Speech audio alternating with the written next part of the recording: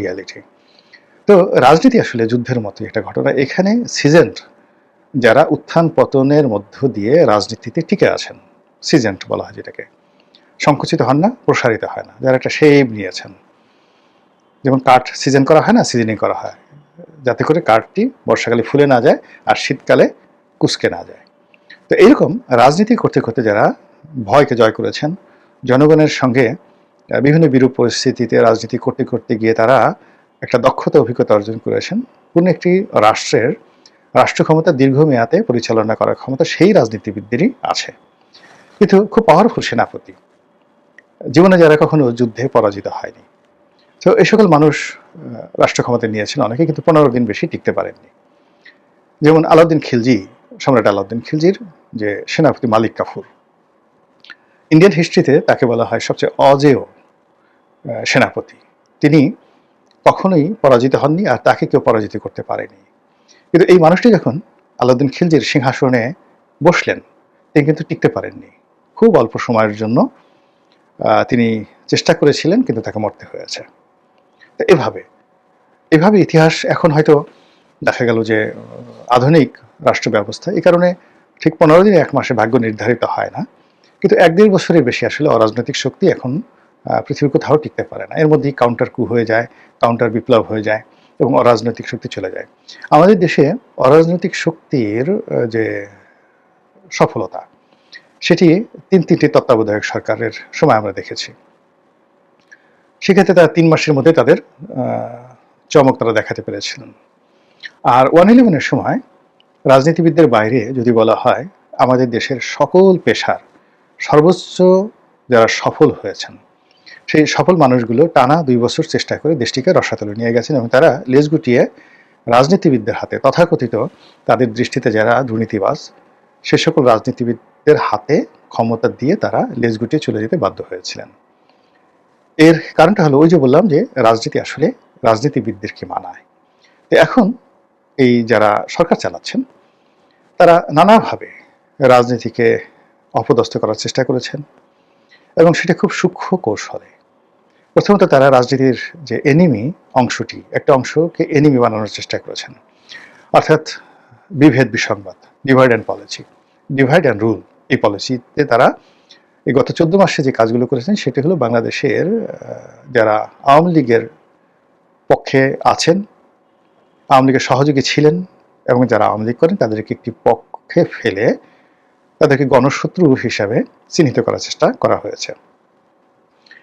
দ্বিতীয়ত, বাকি যারা আছেন তাদের সবাইকে বন্ধু বানানোর চেষ্টা করা হয়েছে। কিছুদিন পরে যখন দেখা গেল যে আওয়ামী লীগ আসলে নির্বাসনে চলে গেছে, তারা মনে করেছে ক্ষমতাধর যারা লোকজন, অনেকে জেলে গেছেন, অনেকে দেশ ছেড়ে পালিয়েছেন, অনেকে মাথা গুজিয়ে আছেন, অনেকে মাথা নিচু করে আছেন, অনেকে ইঁদুরের গর্তে ঢুকেছেন, কাজে আওয়ামী লীগ নিয়ে এখন তাদের কোনো শঙ্কা নেই। তখন তারা যে কাজটি করলো, যে বাকি আওয়ামী লীগের বিরুদ্ধে যে সকল রাজনৈতিক শক্তি রয়েছে তাদের মধ্যে ডিভাইড অ্যান্ড পলিসি, তাদের একে অপরের সঙ্গে সেই দেখা গেল যে ঝামেলা বাঁধিয়ে দেওয়া, বিভেদ বিসংবাদ তৈরি হওয়া বা তৈরি করা, এই জিনিসগুলো এখন বলতে গেলে ওপেন সিক্রেট হয়ে গেছে। তো এত কিছু করার পরেও দেখা যাচ্ছে যে সরকার স্বস্তি পাচ্ছে না। সরকার স্বস্তি পাচ্ছে না, এর কারণ হলো যে প্রায় সকল রাজনৈতিক দল আওয়ামী লীগের ভোটারদের জন্য রীতিমতো নির্বাচনের মাঠে মরিয়া হয়ে পড়েছে। বিএনপি, এনসিপি, জামাত, যারাই নির্বাচনের মাঠে যে যেখানে ভালো অবস্থানে আছে, তারা তাদের প্রতিপক্ষকে দমন করার জন্য আওয়ামী লীগ তোষণ নীতি শুরু করেছে। তারা বাড়ি বাড়ি গিয়ে আওয়ামী লীগ নেতাদের বিরুদ্ধে যে সকল মামলা হয়েছে সেগুলো তুলে নেওয়ার আশ্বাস দিচ্ছেন, আওয়ামী ভোটারদেরকে ভোট কেন্দ্রে যাওয়ার জন্য অনুনয় বিনয় করছেন, ভবিষ্যতে তাদেরকে পদ পদবি দেওয়া হবে, নিরাপত্তা দেওয়া হবে, এই ধরনের নানা রকম আশ্বাস দেওয়া হচ্ছে। এর ফলে কি হলো যে ঘুরে ফিরে সকল দলের মুখেই বারবার আওয়ামী লীগের নামটি চলে আসছে। এগুলো একটা। দ্বিতীয় যে ভয়, শেখ হাসিনা যে কোনো সময় ফিরে আসতে পারেন, টুস করে ঢুকতে পারেন, নির্বাচন বানচাল করতে পারেন। শেখ হাসিনার হাতে অনেক টাকা, অনেক ক্ষমতা, তিনি বাংলাদেশে যে কোনো অনার সৃষ্টি তৈরি করে যে কোনো পরিস্থিতিতে সরকারকে বেকায়দায় ফেলে দিতে পারেন। এই আতঙ্কের মধ্যেও বারবার শুধু আওয়ামী লীগ আর শেখ হাসিনার নামটি আওয়ামী বিরোধী যে শক্তি সমূহ রয়েছে তারা বারবার উচ্চারণ করছেন। তো যখন আপনি দেখবেন যে আপনার নাম যে কোনোভাবে উচ্চারিত হচ্ছে, it means you are alive. এখন আমরা এই যে আওয়ামী লীগকে নিয়ে ভিডিও করছি, আওয়ামী লীগকে নিয়ে কথা বলছি, গালি দিলেও মানুষ দেখছে, আওয়ামী লীগের পক্ষে বলেও মানুষ দেখছে, ইট মিনস আওয়ামী লীগের এখনো একটা ভ্যালিডিটি রয়েছে, এটা বুঝতে হবে। এরপর আরেকটি ঘটনা হলো যে রিফাইন্ড আওয়ামী লীগ, মানে একটা পরিশুদ্ধ আওয়ামী লীগ, রিকনসিলিয়েটেড আওয়ামী লীগ, অথবা সেই যে 1/11-এর সময় সংস্কারের কথা বলা হচ্ছিল ওইরকম একেবারে সংস্কারযুক্ত একটি আওয়ামী লীগ গঠন করা হবে সরকারের মদদে, সেনাবাহিনীর মদদে, পশ্চিমাদের মদদে, এবং তারা এই সময় ইলেকশন করবে। এই আতঙ্ক রাজনৈতিক দলগুলোকে কিন্তু পেয়ে বসেছে। এখন অনেক আওয়ামী লীগের জনপ্রিয় প্রার্থী রয়েছেন, তো তারা যদি এইভাবে একটা রিফাইন্ড আওয়ামী লীগ নিয়ে আসেন, তাহলে পুরো নির্বাচনের মাঠের যে ফলাফল, এই ফলাফলটা ওলটপালট হয়ে যাবে। ফলে কি হলো, রাজনৈতিক দল এবং সরকার আওয়ামী লীগের ব্যাপারে এখনো কোনো মানে স্টেডি বলতে যেটা বোঝায়, একেবারে স্থির এবং দীর্ঘস্থায়ী একটা কোনো সিদ্ধান্ত নিতে পারছে না। সকালে এক ধরনের সিদ্ধান্ত নিতে যাচ্ছে, আবার বিকেল অন্য সিদ্ধান্ত নিতে বাধ্য হচ্ছে। এর বাইরে সবচেয়ে ভয়ঙ্কর যে জিনিসগুলো হচ্ছে সেটা হলো সরকারের পক্ষ থেকে যেটি বলা হচ্ছে, যে সকল আওয়ামী লীগ নেতা রয়েছেন যারা জনপ্রিয়, যাদের মধ্যে মামলা নেই, যাদের বিরুদ্ধে মামলা নেই, মোকদ্দমা নেই, অভাব নেই, অভিযোগ নেই, এ সকল ক্লিন ইমেজের লোক যদি নির্বাচন করতে চায় তাহলে সরকারের আপত্তি নেই। এটাও কিন্তু একটা ভয়ঙ্কর মেসেজ আওয়ামী লীগ বিরোধী শক্তির জন্য।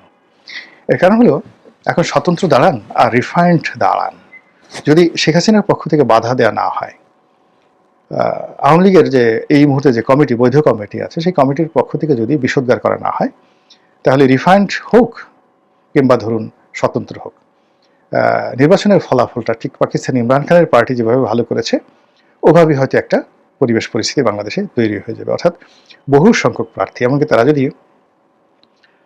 ব্রুট মেজরিটি পায় ইমরান খানের মতো, এটাও কিন্তু আশ্চর্য হওয়ার কিছু থাকবে না। আর অন্যদিকে যদি সেটা নাও হয়, তাহলে আওয়ামী লীগের ভোটাররা যে পক্ষে যাবে সেই পক্ষের পাল্লা ভারী হবে। যেমন আওয়ামী লীগের ভোটাররা যদি বিএনপির উপর বিরাগ হয়, বিএনপিকে একটা উচিত শিক্ষা দিতে চায় এবং জামাতকে ভোট দেয়, তাহলে জামাত সরকার গঠন করবে। আবার অন্যদিকে যদি আওয়ামী লীগের প্রার্থীরা না থাকে, ভোটাররা যদি ভোট কেন্দ্রে না যায়, তাহলে ভোট জমে উঠবে না, এবং সেক্ষেত্রে যদি ভোটার উপস্থিতি নেহায়েত কম হয়, তাহলে আন্তর্জাতিক অঙ্গনে এই ভোটের যে গ্রহণযোগ্যতা, সেই গ্রহণযোগ্যতা অতীতের মতোই হবে, অর্থাৎ 2014, 2018 এবং 2024-এর মতো হবে। ফলে আপনি দেখুন যে যেগুলো অল্টারনেটিভ আপনি বাদ দেন, মানে ধরেন না কেন, আওয়ামী লীগকে বাদ দিয়ে কোনো নির্বাচন কল্পনাই করা যাচ্ছে না। অর্থাৎ একেবারে তৃণমূল পর্যায়ে যদি ধরেন যে কিচ্ছু নাই, শুধুমাত্র আওয়ামী লীগের ভোটার, সেই আওয়ামী লীগের ভোটার যারা, তারা ভোট কেন্দ্রে গেলেও আপনার জন্য বিপদ, আর যদি না যায় তাও আপনার জন্য বিপদ। দ্বিতীয় অপশনে গিয়ে যদি আপনি আসেন যে আওয়ামী লীগ যদি একটা রিফাইন্ড আওয়ামী লীগ গঠন করা হয়, সংস্কারবাদী একটা আওয়ামী লীগ গঠন করা হয়, এবং তারা ফরমালি সারা বাংলাদেশে প্রার্থী দেয়, রীতিমতো কিয়ামত হয়ে যাবে রাজনীতিতে। থার্ডলি হলেও যদি রিকনসিলিয়েশন